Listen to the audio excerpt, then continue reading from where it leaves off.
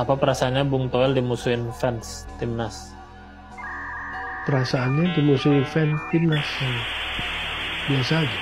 Bung Toel suka nonton anime apa? Anime enggak. Kan katanya mau tinju sama Coach Justin. Kira-kira mau kalah di ronde keberapa? Biar saya menang kalau taruhan. Katanya mau tinju. Kok nggak pernah sampai tawarannya? Nggak pernah sampai. Kamu lagi pergi? Mungkin. Request aja suruh Bung Toel ngomong, saya cinta timnas di era Sintayong. Kalau bisa sambil senyum. Tidak mau. Ya, itu dari Twitter.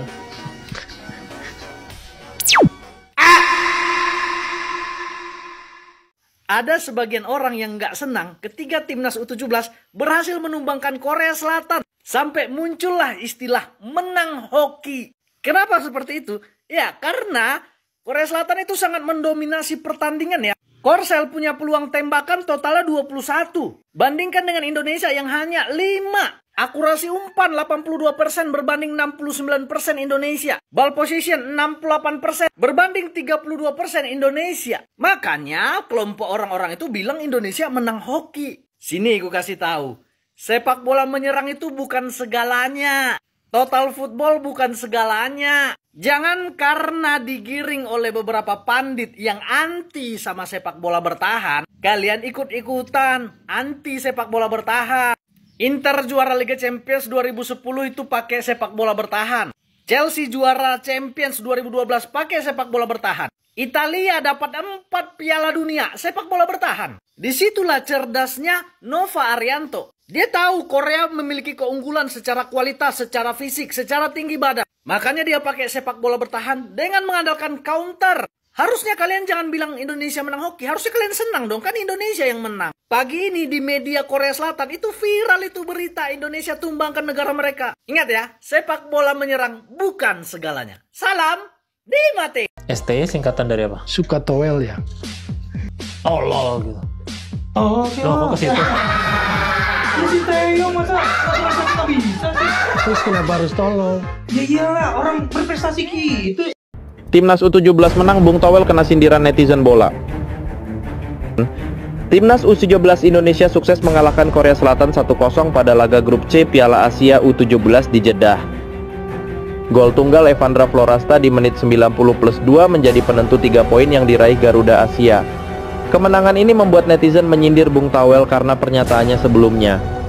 Bung Toel pernah berkata bahwa Nova itu ismenya sudah terlalu Sintayong. Hal itu karena Nova menitik beratkan pada bertahan, fisik yang bagus dan akurasi passing.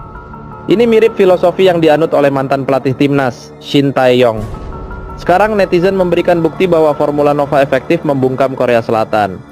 Netizen memberikan sindiran dengan meme yang ramai beredar di media sosial.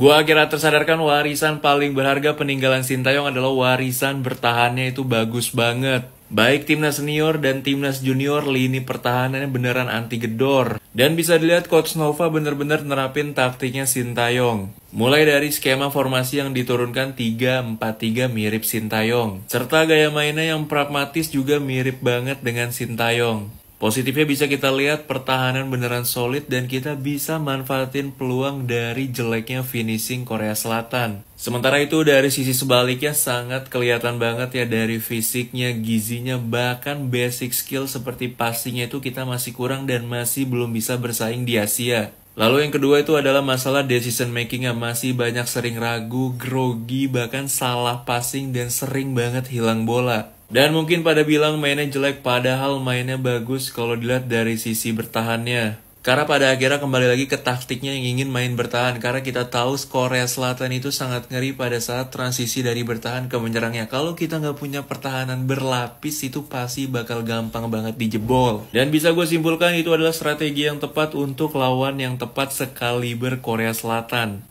Jelek terlalu STY dan bermain bertahan, mending kalah tapi main nyerang. Wih, sepak bola itu turnamen bos, bukan kontes. Kalau kontes yang dinilai adalah bagaimana penampilan waktu dia bermain. Itu dinilainya pakai juri, jadi di pinggir lapangan pakai juri. Nanti penilaian masing-masing juri poinnya digabungkan. Kalau sepak bola dilihat dari hasil akhir. Nggak ada itu kayak penilaian kontes. Lagi ini maksudnya apa sih? Kalau menang terlalu STY gitu, terus kalau kalah terlalu Sapri. Ya nggak gitu dong. STY itu nama orang, bukan kata sifat.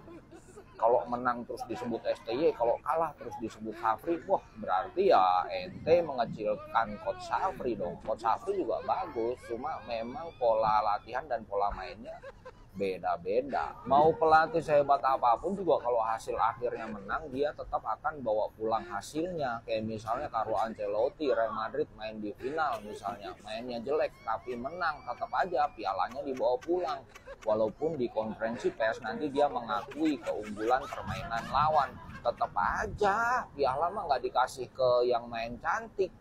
Terus Ancelotti kasih, wah Anda yang mendapatkan piala karena Anda bermain cantik nih, piala Liga Championnya ambil. Nggak bisa lah, tetap piala dibawa pulang dan dirayakan. Kalian ingat nggak waktu timnas U20 asuhan Indra Safri kalah 3-0 di Piala Asia kemarin? Dimana semua golnya itu kan dari bola atas. Ada pandit yang ngomong, itu bukan salah pelatih katanya. Kalau lu tinggi 170-an, lawan lu 180-an, lu kalah duel bola udara, ya itu bukan salah pelatih. Teorinya itu dipatahkan oleh timnas U17 tadi malam. Ya kalau kita lihat di sini ya, rata tinggi Indonesia itu paling rendah nomor 2 bang, 173 cm. Sementara Korea Selatan nomor 2 tertinggi, rata-rata 180 cm. Nah kalau kalian nonton tadi malam di menit 37 itu ya, pada saat Korea Selatan dapat sepak pojok, jelas ini. Coba kalian lihat di sini ya, pada saat berbaris ini coba lihat.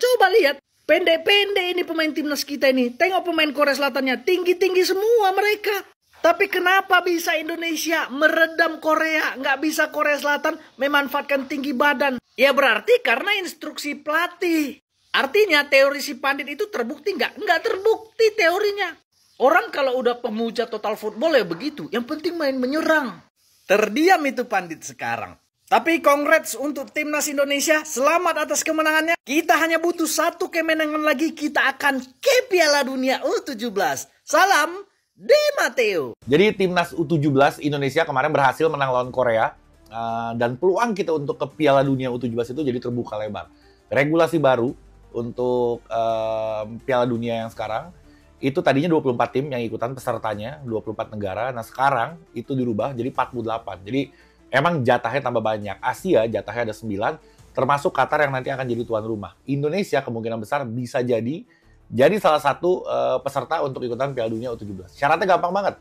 Soalnya karena regulasinya dirubah, pesertanya tambah banyak, jadi Indonesia di grupnya, itu kan lawannya Korea, terus ada Afghanistan, ada Yaman. Kemarin udah menang, udah dapat 3 poin, hanya 1 kemenangan lagi, tinggal 1 kemenangan lagi, Indonesia itu bisa memastikan masuk langsung ke Piala Dunia. Jadi kalau udah lolos di peringkat 2 paling nggak di grup, nanti masuk ke 8 besar, itu udah dipastikan bisa masuk Piala Dunia. Mudah-mudahan bisa. Gue yakin banget kalau Korea aja kemarin yang bagi gue berat lawan itu, kita bisa ngalahin, apalagi nanti ketemunya Yaman dan Afghanistan. Yaman mungkin lebih agak sedikit susah dibanding Afghanistan, tapi kalau misalkan kita bisa menang lawan Yaman, ya menang lawan Korea, kita bisa menang lawan Yaman dan menang lawan Afghanistan juga sih pasti. Jadi mudah-mudahan hitung-hitungannya kayak gitu. Ya udah kita berdoa lagi. Nanti hari Senin ada pertandingannya lawan Yaman. Ya mudah-mudahan Indonesia bisa menang lagi. Amin. Varianto kelihatan masih pegang teguh strategi ala Sintayong, terutama dalam segi pertahanan yang disiplin banget. Hal ini terbukti timnas Indonesia U17 sukses kalahin Korea Selatan 1-0 di laga perdana grup C Piala Asia U17 2025. Gol dramatis dicetak Evandra Florasta lewat penalti di menit ke-91 yang sempat ditipes kiper tapi langsung disambar lagi jadi gol kemenangan buat timnas Indonesia U17. Klik bio gue untuk laga seru lainnya. Coach Nova puas banget sama performa anak-anak asuhnya. Kemenangan ini bikin Garuda Muda makin dekat buat lolos ke Piala Dunia U17 2025. Kalau di laga selanjutnya Indonesia bisa menang lawan Yaman dan Korsel ngalahin Afghanistan, Indonesia udah pasti lolos nih. Ini bukan prank. Indonesia U17 beneran bikin Korea Selatan pulang malu-malu kucing. Di saat Thailand keok 1-4, Vietnam nyaris nangis karena imbang. Indonesia malah datang-datang langsung ngeprank Korea Selatan. Timnas U17 kita, yang biasanya cuma jadi penonton sejarah, sekarang bikin sejarah ngalahin Korea Selatan untuk pertama kalinya di ajang resmi Piala Asia U17.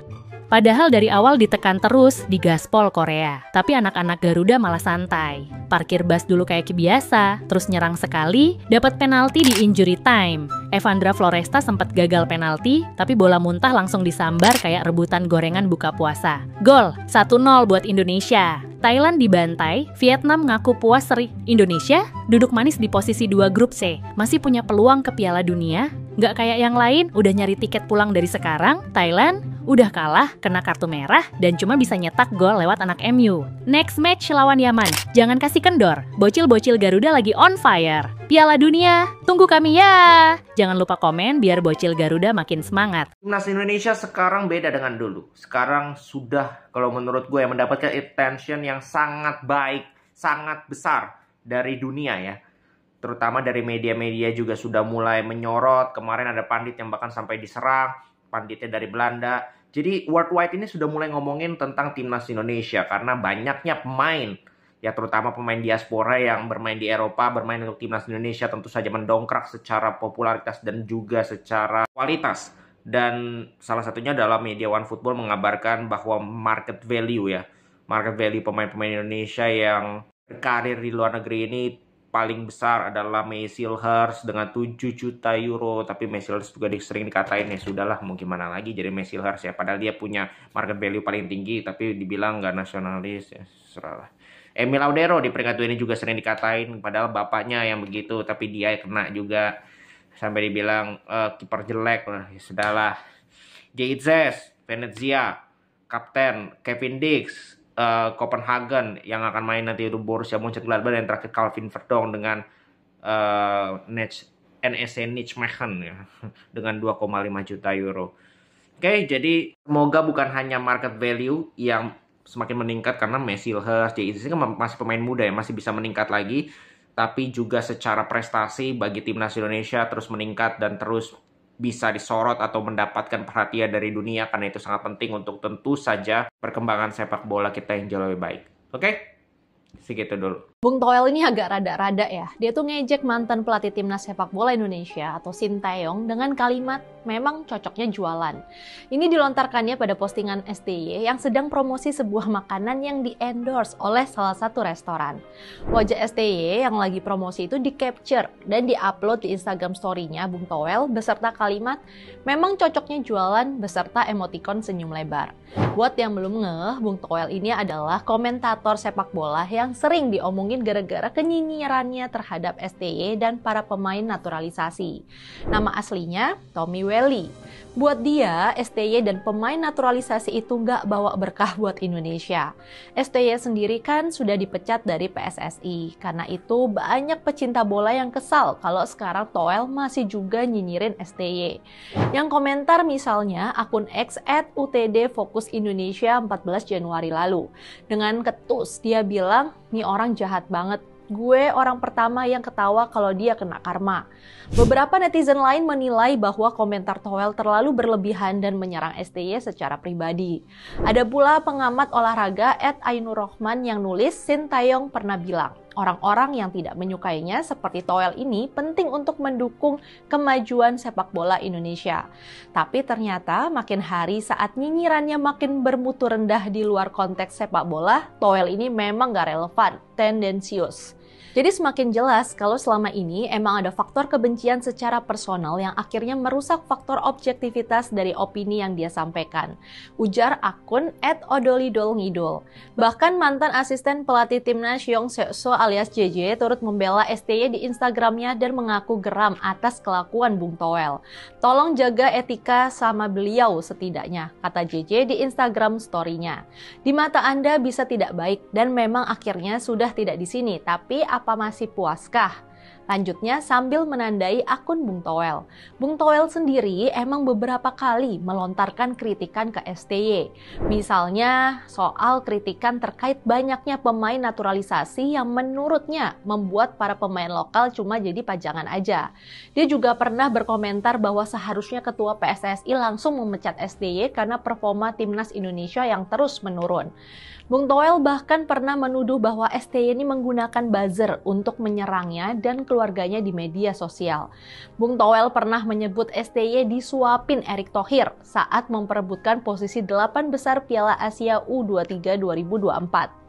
Kita sedang menguji kualitas Sintayong. Kita mau lihat, kalau disuapin terus sama Erick Thohir, enak betul dia, komennya. Komentar-komentar Bung Toel terhadap STY ini memang terasa mengada-ngada. Walau tidak sempurna, peran STY dalam memajukan sepak bola Indonesia selama 5 tahun terakhir jelas tidak bisa diingkari. Di bawah STY, Timnas Indonesia menjelma menjadi salah satu tim yang disegani di Asia. Timnas Indonesia sudah mengalahkan 2 tim raksasa Asia, Korea Selatan dan Arab Saudi. Sampai sekarang masih banyak yang heran dengan keputusan PSSI menghentikan kontrak dengan STY. Jadi kalau sekarang Bung Toel melanjutkan kenyinyirannya, wajar kalau banyak yang marah. Jangan-jangan pemecatan STY ini memang ditukangi oleh Bung Toel. Yuk, jangan nyinyir. Tim nasional Indonesia U17 menang melawan Korea Selatan U17. Malaysia kembali bahas sejarah. Ya, media Malaysia kembali membahas sejarah kalau menang melawan Korea Selatan itulah easy win ya. Di mana Malaysia membahas menang atas Korea 2-1. Lebih tepatnya media One Football katakan be humble, tetap humble ya. Ya kan, Malaysia menang melawan Korea Selatan dengan skuad ada bintang IPL, normal buat Malaysia.